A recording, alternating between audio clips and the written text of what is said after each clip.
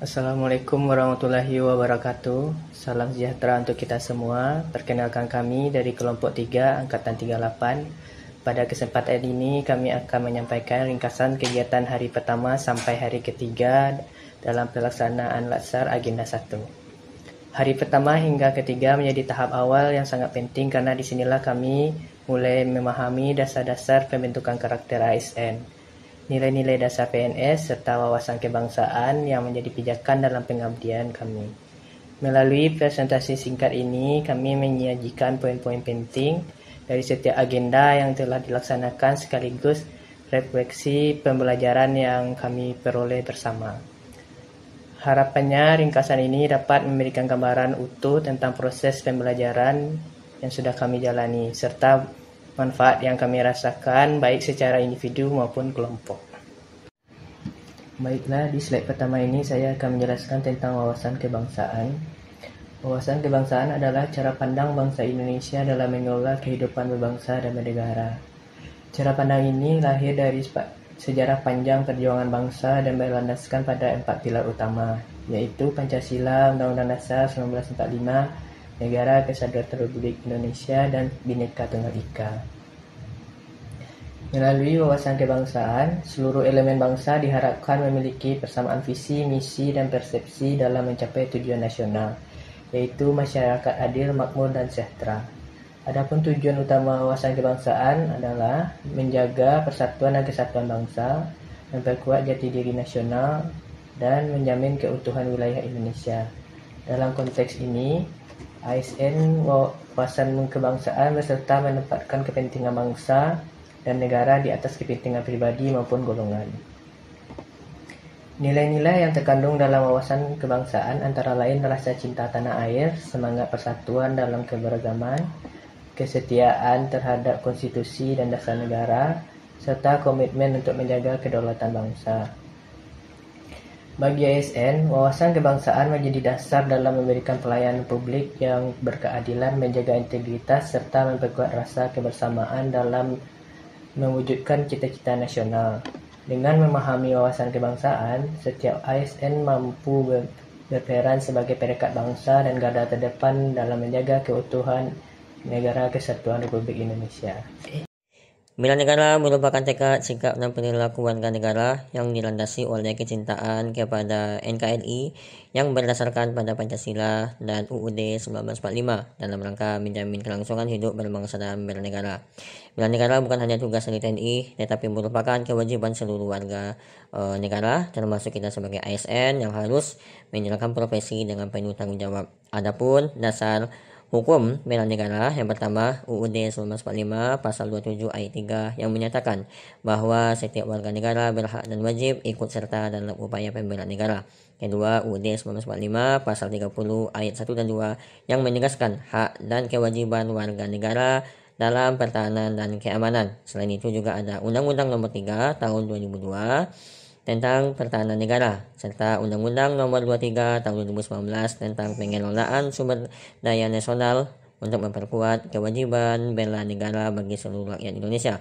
Salah satu nilai dasar bela negara yaitu adalah rasa cinta tanah air, yang berarti menumbuhkan rasa bangga dan tanggung jawab terhadap bangsa dan negara. Wujudnya bisa sederhana, mulai dari menjaga lingkungan sekitar, taat kepada hukum, menggunakan produk dalam negeri, dan juga berkontribusi melalui profesi kita masing-masing. Dengan memahami pengertian bela negara, dasar hukumnya, serta nilai cinta tanah air, maka kita sebagai generasi muda dan juga ASN dituntut untuk terus berkontribusi menjaga kedaulatan NKRI melalui pengabdian, profesionalisme, dan pelayanan terbaik kepada masyarakat.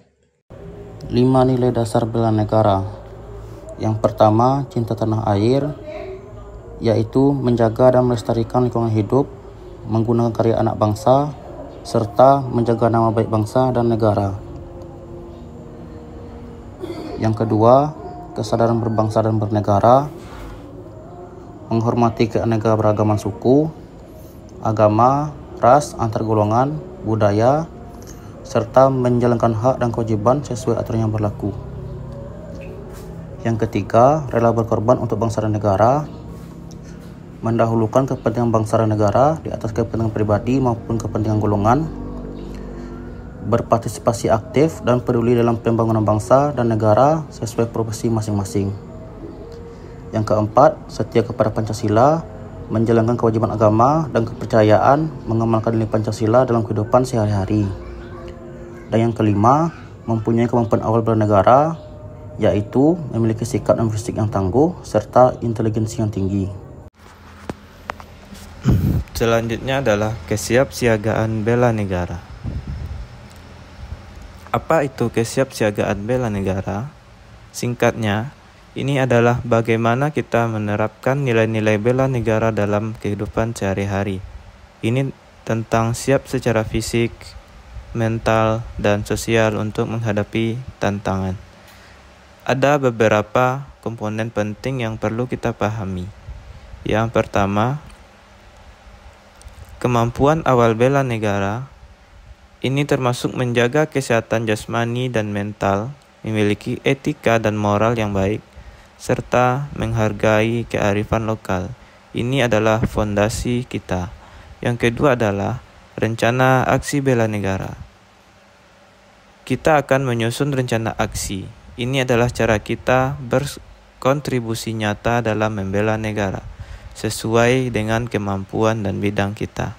Yang selanjutnya adalah kegiatan kesiapsiagaan, di mana kita akan belajar PBB, peraturan baris berbaris untuk disiplin, keprotokolan untuk tata cara yang benar, apel untuk membangun kebersamaan, dan etika keprotokolan untuk melayani dengan prima.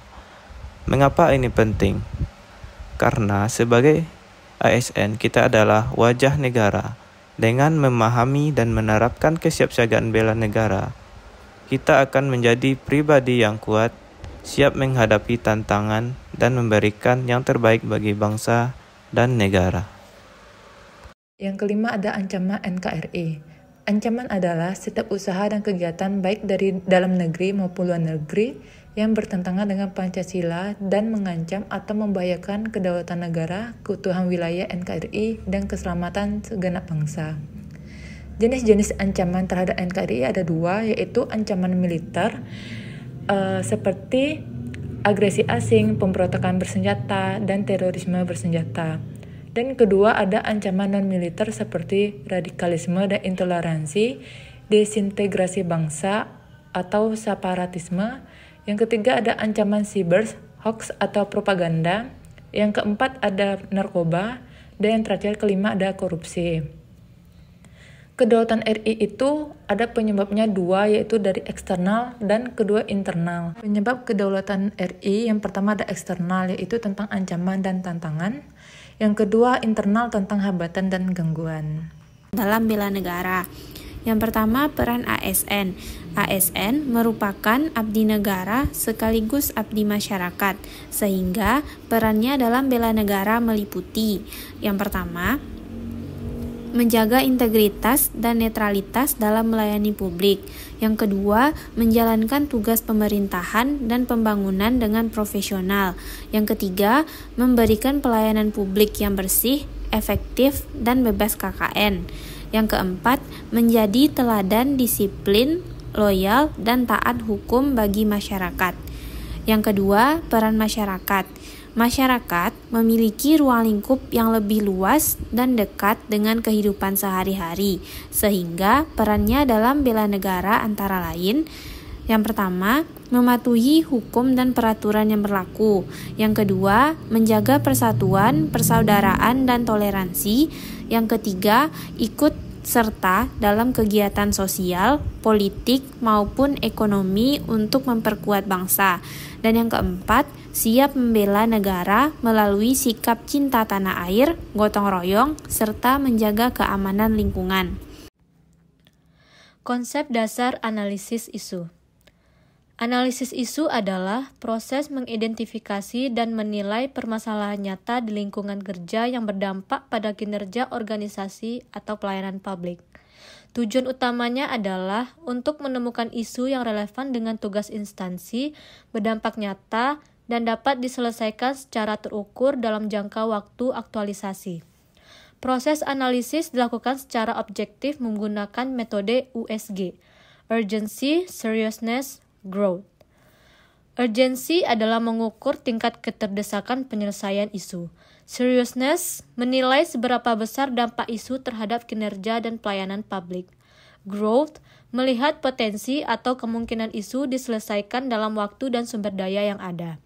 Melalui pendekatan ini, diperolehlah pemetaan isu yang prioritas sehingga intervensi atau penyelesaian dapat dilakukan secara tepat sasaran dan memberi dampak nyata terhadap perbaikan sistem kerja atau layanan.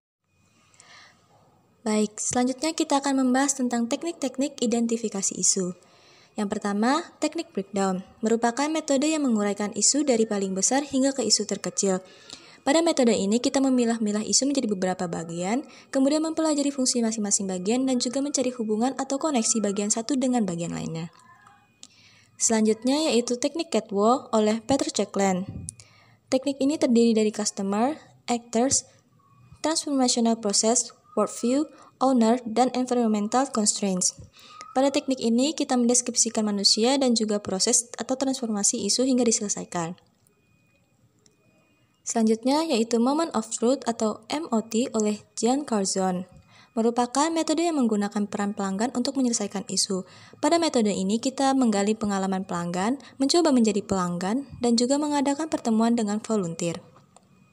Selanjutnya yaitu metode USG atau Urgent Serious Growth, yang mana urgent ini menunjukkan tingkat mendesaknya suatu isu harus dibahas, analisis, dan tidak melanjuti. Kemudian, seriousness itu menunjukkan tingkat serius suatu isu harus dibahas dan diselesaikan. Kemudian ada growth yang menunjukkan tingkat kemungkinan buruk jika isu diabaikan atau tidak segera diselesaikan. Selanjutnya yaitu APKL, aktual, problematik, kehalayakan, dan layak. Aktual menunjukkan isu yang sedang terjadi atau hangat dibicarakan, kemudian problematik menunjukkan isu yang kompleks sehingga perlu solusi. Kehalayakan menunjukkan isu yang menyangkut kepentingan banyak orang, bukan kepentingan beberapa pribadi dan juga kelompok. Kemudian layak menunjukkan isu yang masuk akal dan relevan untuk segera diselesaikan. Kemudian ada check sheet, yang mana metode identifikasi isu dengan menghitung frekuensi masalah yang sering terjadi. Selanjutnya yaitu hasil diskusi, merupakan metode identifikasi isu berdasarkan hasil dari suatu diskusi untuk segera ditangani. Contoh isu kontemporer yang relevan untuk ASN. 1. Nepotisme. Seseorang dapat diterima sebagai pegawai karena memiliki hubungan dekat dengan pejabat di instansi tersebut. 2. Diskriminasi di tempat kerja. Beberapa instansi masih cenderung mempromosikan pegawai laki-laki lebih cepat dibanding pegawai perempuan, meskipun kualifikasinya sama. 3. Korupsi.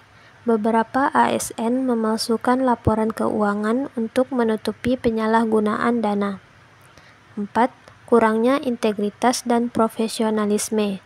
ASN terkadang melanggar kode etik, melakukan pungutan liar atau tidak transparan dalam pelayanan publik. Adapun pendekatan dalam analisis isu meliputi metode USG, APKL, check sheet, dan hasil diskusi.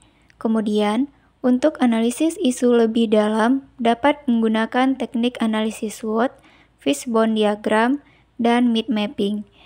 Hal ini digunakan untuk memahami penyebab dan akar masalah serta merancang jalan alternatif atau solusi yang tepat sasaran. Demikian ringkasan kegiatan kami dari hari pertama sampai hari ketiga dalam Latsar CPNS. Banyak hal yang kami pelajari, mulai dari pembentukan karakter ASN, pemahaman nilai-nilai dasar, hingga penguatan wawasan kebangsaan. Harapan kami, pembelajaran ini dapat kami terapkan dalam tugas sehari-hari sebagai ASN, sehingga mampu memberikan pelayanan terbaik bagi masyarakat dan menjadi bagian dari penguat persatuan bangsa. Terima kasih atas perhatian Bapak dan Ibu. Wassalamualaikum warahmatullahi wabarakatuh.